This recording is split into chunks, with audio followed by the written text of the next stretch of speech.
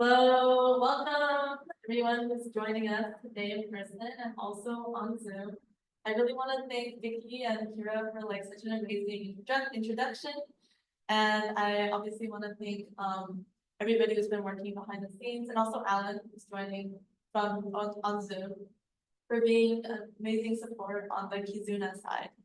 So for those of you who haven't met yet, my name is Kaori. It's very nice to meet you all, and I'm here today to talk a little bit about the Nikkei Community Internship with JABA and JANM. And I just want to share a little bit about my reflections throughout the course of these 8 weeks. So I want to kind of start with a story of myself. And so I was born in LA, and that's me and my mom. And so we can see that, I was a very cute baby, don't know what happened, but I grew up as a Shin Ise on my mom's side and Shin Sanse on my dad's side. So actually my dad's side, his parents came in the 1950s. So I actually don't have any experiences of camp or any experiences that I think a lot of the Japanese American National Museum tends to really focus, and it's important history. And so I really respect that work. And at the same time, I think as a Shin Nikkei, I have not had that sort of experience growing up where I was really thinking about what it's like to be a Japanese American descendant of immigrants. And so growing up, I went to Japan very frequently. That's me in Tokyo with my grandmother. And growing up Shin Nikkei, I had the opportunity to really be able to kind of go between Japan and the United States. This really allowed me to develop this sort of transnational sense of identity. And so I think when we talk about Japanese American and what it's like to be Japanese American, oftentimes there is this sort of feeling where in Japan we're not American enough, and in America we're not Japanese enough. But I think because of my upbringing, I really had the sense that for most of the time, obviously there were times when I would go to the cashier and she wouldn't understand what I'm saying in Japanese. In Japan, and I'm like, okay, clearly there's some miscommunication going on, but for the most part, I grew up feeling very Japanese and American. And so, growing up, so that's me. That's another photo of me. I really like this photo because it's kind of like a perspective shot of my dad, shooting me with a water gun. So I thought it was just so silly. But you guys might be familiar if you're from Torrance, but that's actually Wilson Park in Torrance.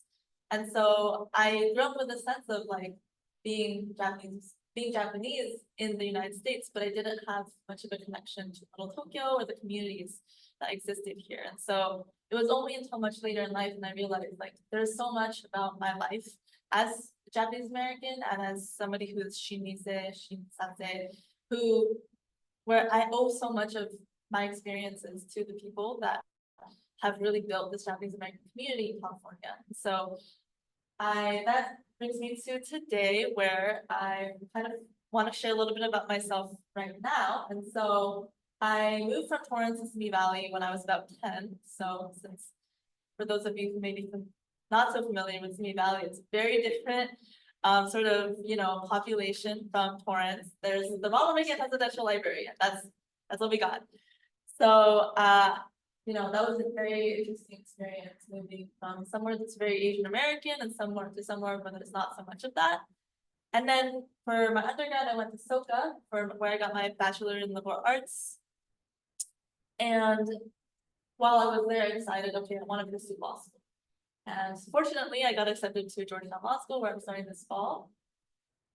Besides that, my hobbies, I did taiko in college. So as you can see, that's a photo. There's a photo of me performing. There's also, I also really enjoy reading. I love to do video editing on the side. But most of all, I think to culminate sort of my undergraduate experience, I did some undergraduate research on this topic. The title of my senior capstone, The Secure Belonging as a Japanese American, Comparison Between Ise and Shin-ise. And in my research, I basically researched how Japanese Americans throughout history have really transformed the community in such a way that I think, how Shin-ise have lived their lives in California are very much so based off of the work that was done by Japanese Americans who came before, and then obviously their Nisei and Sansei children. And this historical research was very important to me because I wanted to appreciate the people who have allowed me to feel this sense of strong sense of identity, where I could connect with both my Japanese and American side, because growing up in California, I had so many opportunities to just go to like grocery stores, and obviously like there were, if I could just go to the bookstore, there were tons of movies that were in Japanese, and I never felt the sense that like, okay, like I'm so disconnected from Japan, I can't connect at all. And so for that reason, I felt that the Nikkei Community Internship was a great way for me to continue sort of my research, but also to pursue my professional interests at the same time. And so maybe not everyone's familiar with the NCI internship, so I kind of want to give a brief rundown, but the NCI internship is, as Kira mentioned, an 8-week internship experience where it's coordinated between Kizuna and SoCal, between the Japanese Community Youth Council in San Francisco and the Japantown Community of San Jose in San Jose. So the internship is designed to provide a platform for young people to meaningfully network with others, to contribute to the Japanese American community. We met with a lot of Japanese American community leaders, and also to develop their professional interests. And so for me, I really felt that, you know, I knew that the JABA and JANM joint internship was available through this program, and I really felt that it would be the perfect way to combine my interest in, you know, family history of being Japanese American, but also professional interests as a lawyer. And so throughout this internship, I conducted 3 main projects. I kind of smushed 2 projects with the Discover Nikkei and the JABA office visits into one, but for the Kizuna side, I worked with Alan and the rest of the NCI cohort of this year to work on various workshops with community leaders. And so that's the NCI, my LA NCI cohort with Go for Broke.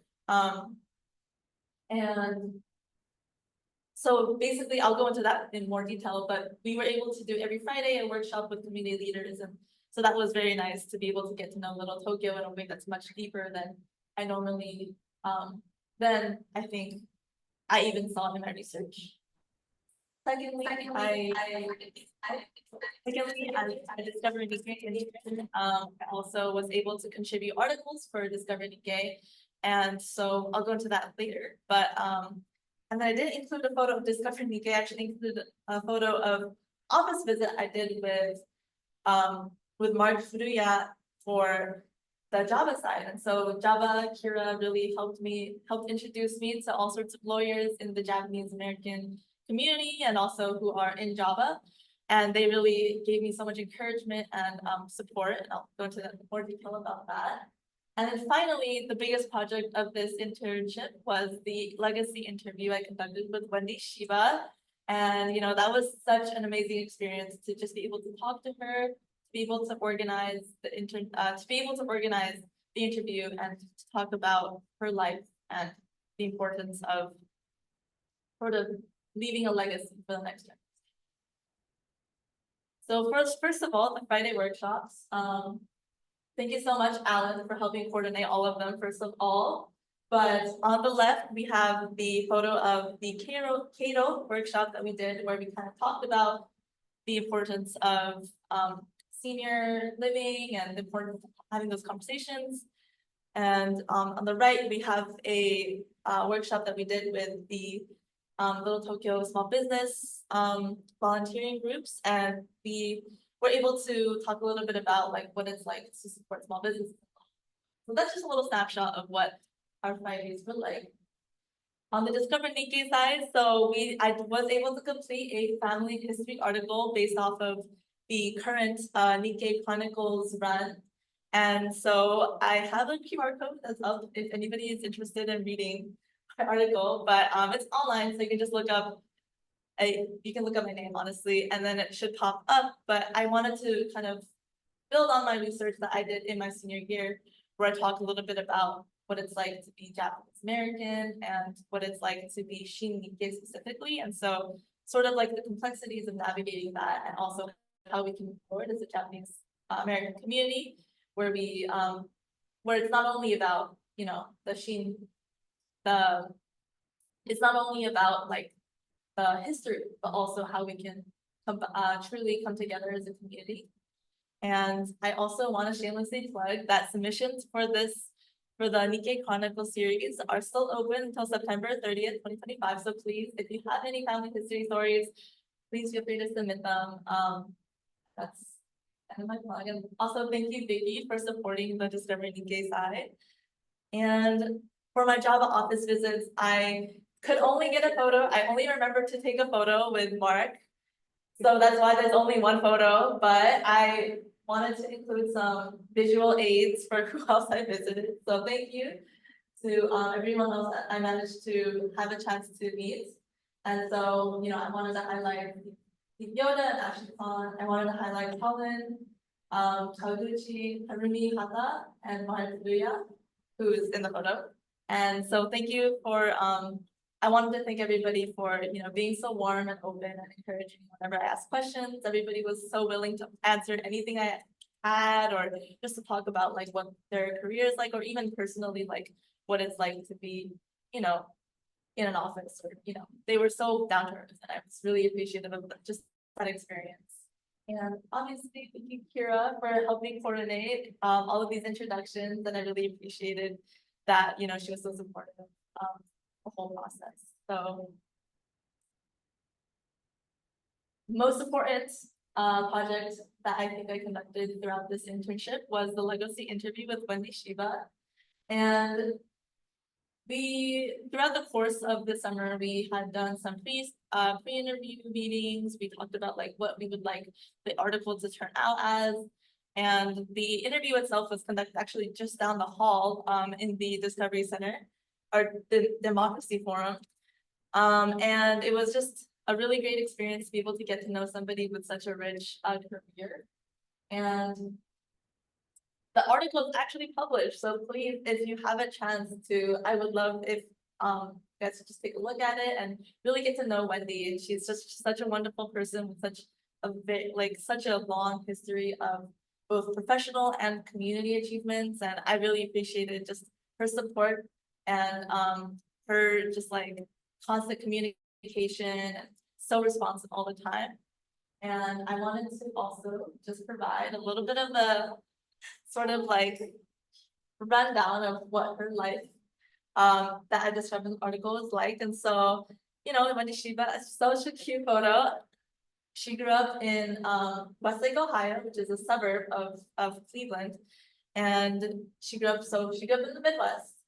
And so, you know, getting to know kind of what it was like for Wendy to live in and grow up in an all-white suburb of the United States was a really great experience, because I think just it's hard to gain perspective of that for me, because growing up in Los Angeles and Southern California, you know, it's a totally different environment where there's much more diversity. And I think that diversity is reflected in also just like more reflected throughout the United States now than it was back then. But it was just really great to think about, like, to really be able to talk about the challenges, and also, like, more importantly, how she overcame them. And secondly, we got the chance to talk about her professional career. So on top of being, you know, she worked in Big Law, she worked as an executive for a Fortune 500 company. She also clerked for Associate Justice Stanley Moss of the California Supreme Court. And the courthouse is named after him today. So that's, for me, like, that's wild. And being able to talk to her about those experiences and how she managed to really push herself and always take those opportunities, I felt so inspired to do the same for my own law school journey. And she also, you know, she also worked for the city. She also worked as a professor. And so there's so many experiences that she had, that she shared with me in the interview that I really appreciated. And then finally, she's always been a part of the community. And so she shared with me how she started her volunteer and community service since she was a very young young teenager. And so as she grew older and she grew in her professional career, she shared how she also, contributed to Japanese American and Asian American spaces. That's her at the Japanese American National Museum, a JANM event. And so we see that like even today, as I'm sure many of you know, that she is still like, she's been a board member at JANM since 2009. She's just had such a, she's just been so involved in the community, and today still is.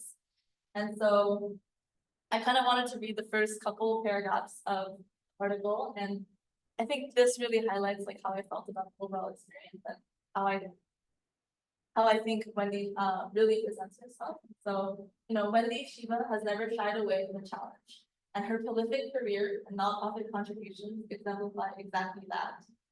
And as much as Shiba serves as an inspiration to anyone who's ever felt like the odd one out in a room they deserve to be standing in, those who have met her remember her for warm laughter and confident presence. Anyone who speaks with her will recognize her resolute belief in advocating for unfairly marginalized communities. I had the privilege of meeting Shiba and asking her how she went on to become such a widely respected figure among not only the Japanese American community, but among lawyers nationally. Listening to her recount her childhood in an all-white suburb, or how she caught the eye of Associate Justice Nellie Moss for life-changing clerkship, I felt incredible appreciation for how Shiba, among countless other trailblazers, have paved the path for representation in powerful positions and long-standing American institutions. So thank you so much, Wendy, for being so open to doing this interview, and also just being such a great, for just being so great throughout the whole process. And finally, I wanted to just conclude with some thoughts about the overall internship. So when I first started the internship, it was actually during the protests against ICE. And so first week, normally we'd have an opening retreat, but we weren't able to do that because there was so much friction and so much uncertainty around what was happening in downtown LA. And for me, I think the second week when I did come, it was a bit shocking to see, all of the storefronts being boarded up. There were posters everywhere that said Little Tokyo is a community of immigrants. And I really felt that, there was so much tension. And, I was concerned because I was thinking, like Little Tokyo is pro-immigrant. And the community of that the community that I'm sure at the time I hadn't really gotten to know yet, but I felt that I felt a little bit like wrong to me that, that this protest would be happening in this space. But as I went through this internship, I realized like everybody in Little Tokyo is really supportive and really supportive of the message of pro-immigration and also just protecting, civil rights and those of human rights and civil liberties. And so I really felt like throughout this internship that I really learned like just how important community is and just how important also allyship is. Because, Little Tokyo, for everything that it stands for, it also stands for values that protect those communities. And so I thought that, nobody that I talked to really seemed to resent anybody who was, protesting against ICE or against anti-immigration, because the message that they stand for would be the exact same message. And so that's actually not in that photo, but I wanted to use this photo of NCI interns to kind of really exemplify like just the sort of warmth and feeling of community that I got throughout this internship. And I feel that the biggest takeaway that I had was just like everybody was so willing and so wanting to help one another and also build something meaningful from these interactions. So I was really grateful to have been a part of this internship and for everybody who supported me and also supported NCI as a whole. And that's what I'll conclude on. So if anybody has any questions, floor is open, but other than that, thank you so much.